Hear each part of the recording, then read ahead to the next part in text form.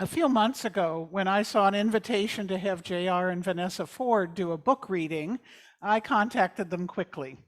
Our society and our national movement in ethical culture have advocated for LGBTQIA plus rights for many years, including offering ceremonies of union when marriage was still closed off to many couples. JR comes from a career in information technology, and Vanessa from a career advocating for equity in education. When one of their children came out as transgender, they began a more dedicated advocacy of transgender rights, especially for transgender youth. Their advocacy and work has been featured in the New York Times, Newsweek, the Boston Globe, the Washington Post, and in Gender Revolution, A Journey with Katie Couric. They were both founding members of the Human Rights Campaign's Parents for Transgender Equality. They live with their 2 children in the Boston area. And their book, Calvin, was officially published on November 9th. Like many children's books, it has much to think about for adults as well. We are especially glad to have them read us the book and talk with us about it, with the Transgender Day of Remembrance coming up in 6 days on November 20th, a day to commemorate and memorialize those who face discrimination, stigma, abuse, and even death, and to focus on how others can support and love them. Our guests will also have time to answer questions about the book and about transgender issues. So if you can be thinking about your questions as you listen to them speak, then we'll be ready. So JR and Vanessa, I look forward to hearing you. Oh, thank you so much for having us. It's so great to be with you all. This has been such a joy this morning already. We don't have a congregational home. And this has been a really lovely experience so far. So we thank you for welcoming us into your space. Before we begin reading, I thought I would tell you a little bit about our family and our journey to this point. As Joan said, we have 2 children, one of whom is transgender and uses they, them pronouns. And at 4, our child came to us and said, "Mom, Dad, I'm not a boy. I'm a girl in my heart and my brain."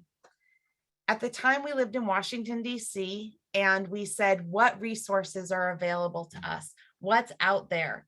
And we didn't find that much. Luckily, we did find a few individuals with other young transgender children in the country, and we found and got connected to the Human Rights Campaign and the National Center for Transgender Equality.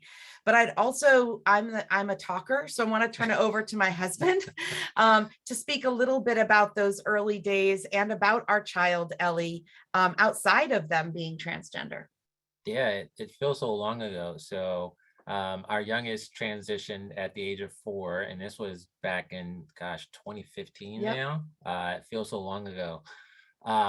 But our journey really embarked on us as a family, not as just an individual, as our child, but it really embarked on all of us supporting our youngest, their transition. Those first few days, we were really trying to understand what was the new world that we were embarking upon. And through our journey up to this point, it has really been really insightful. It's been heartwarming to understand how much we can care and support for one another. Mm-hmm. And through this book, we really wanted to help paint a picture of when you fully support your child, this is one of the things that can come out of it is resilience. About Calvin's journey, it's about him being resilient and processing his transition, and having the family and community support around him has really been critical for him to thrive. Yeah, and when we started writing this in 2018, we were looking at books about trans kids and saw that most of them had a bullying concept or an idea that when a kid transitioned, that others were struggling. And we wanted to show a story of a kid who came out and is supported by his community, friends, school, and introduces himself for the first time. So We worked on that book 3.5 years later. It came out. It came out on Tuesday. We are in the throes of talking with people, and you're actually our first group and our first kids we can see that we're reading this book to. So thank you so much. And I think we'll dig right in.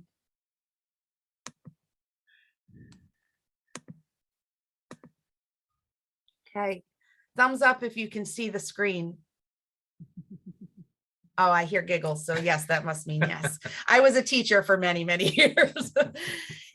This book is Calvin. It was written by both of us, and we have an amazing illustrator, Kayla Heron.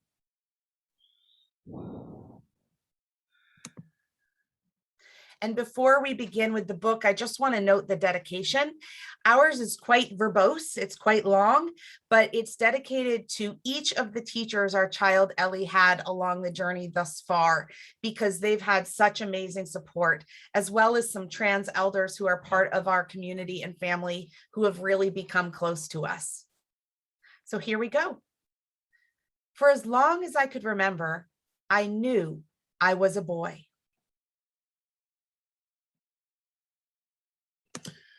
I draw myself with short hair and a shirt like Papa's. I dream about swim trunks like my dad and brother wore. I didn't tell my family until the night before our summer trip to Gigi and Papa's. I was scared they wouldn't believe me, but I knew it was time to be me. Whenever I have to do something scary, my dad always says, take deep breaths and count down from 5. All together, breathe in, breathe out. 5, 4, 3, 2, 1. I'm not a girl, I told my family. I'm a boy in my heart and in my brain.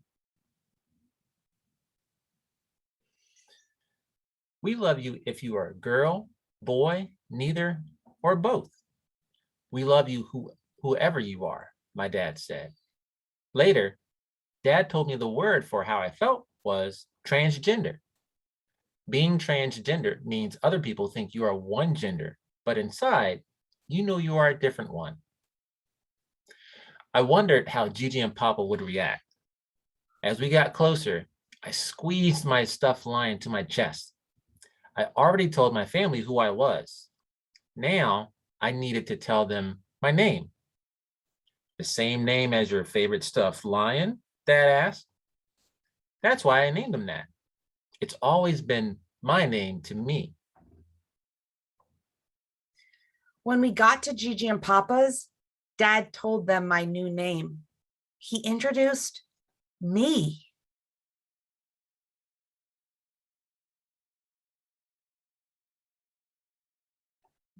Our summer trip turned out to be the best ever. At the comic convention, Papa bought me my favorite costume. My favorite superhero signed my poster using my real name.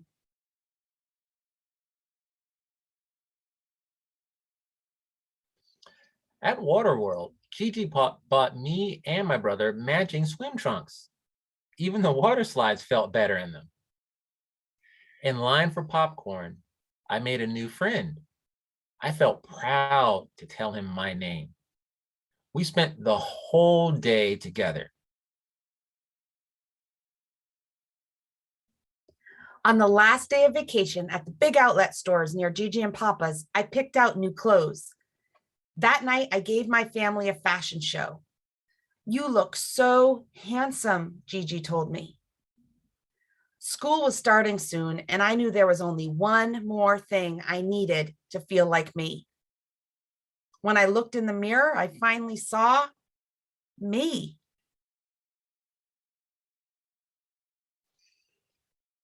Dad said there were other transgender people in the world, but I didn't know any kids like me at my school, and school started next week.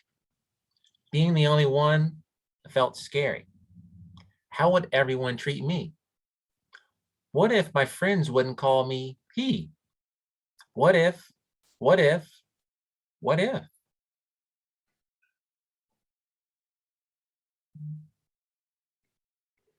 The first day of school, I dragged my feet to the door. Breathe in, breathe out. 5, 4, 3, 2, 1. Welcome back to school. We're glad you're here. When the principal said my name, I felt safe and happy. Violet skipped up to me, calling out my new name too. You know my name? I asked. Yep, your dad told my mom you're a boy now. I've always been a boy inside. Are we still friends? Yes. Did you bring your jump rope to recess? When I stepped inside my classroom, I couldn't believe what I saw. The cubby, the lunch chart, the homework station, and the mailboxes, the name tag on the table. My new name was everywhere. Everywhere it should be. I felt my fears start to go away. Welcome back, class. For morning meeting, we'll all share about our summers. I knew just what I would say when it was my turn. I stood up proudly to share my summer story, but first I introduced myself. Hi, I said, my name is Calvin, Calvin, and I felt my what ifs melt away. And there he is playing with all of his friends at recess.